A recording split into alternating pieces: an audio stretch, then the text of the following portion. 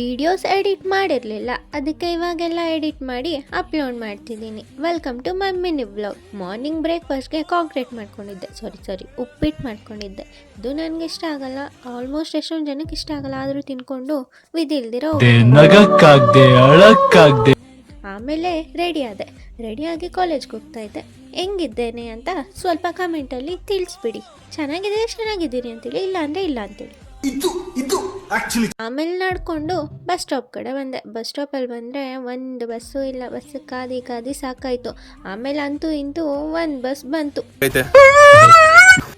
ಆ ಬಸ್ಸಲ್ಲಿ ಸೀಟ್ ಬೇರೆ ಇತ್ತು, ಅದೇ ಖುಷಿ ಅಲ್ವಾ. ಆಮೇಲೆ ಬಸ್ ಇಳ್ದು ಬೇಗ ನಡ್ಕೊಂಡು ಹೋದೆ.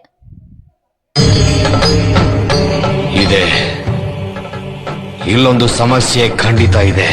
ಏನಕ್ಕೆ ಬೇಗ ನಡ್ಕೊಂಡು ಹೋಗಿದೆ ಅಂದರೆ ಅದೇ ಸಮಸ್ಯೆ ಇತ್ತು. ಏನು ಗೊತ್ತಾ, ಎಕ್ಸಾಮಿಗೆ ಲೇಟಾಗಿ ಹೋಗಿತ್ತು, ಅದಕ್ಕೆ ಬೇಗ ನಡ್ಕೊಂಡು ಎಕ್ಸಾಮ್ ಸೆಂಟರ್ಗೆ ಬಂದಿದ್ದಾಯಿತು. ಇಲ್ಲಿ ಬಂದು ನೋಡ್ರೆ ಎಲ್ಲರೂ ಓದ್ತಿದ್ರು. ಆಮೇಲೆ ಟೈಮ್ ಆಯಿತು ಅಂತೇಳಿ ಎಕ್ಸಾಮ್ಗೆ ಹೋಗ್ತಿದ್ವಿ.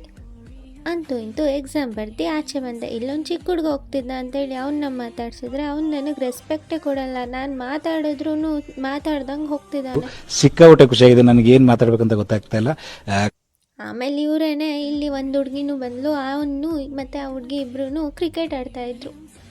10th PUದಲ್ಲೆಲ್ಲ ಡಿಸ್ಟಿಂಕ್ಷನ್ ಬರಬೇಕು, ಅದು ಇದು ಅಂತ ಇರುತ್ತೆ. ಈ ಡಿಗ್ರಿಗೆ ಬಂದರೆ ಕಾಟಾಚಾರಕ್ಕೆ ಓದ್ತೀವಿ.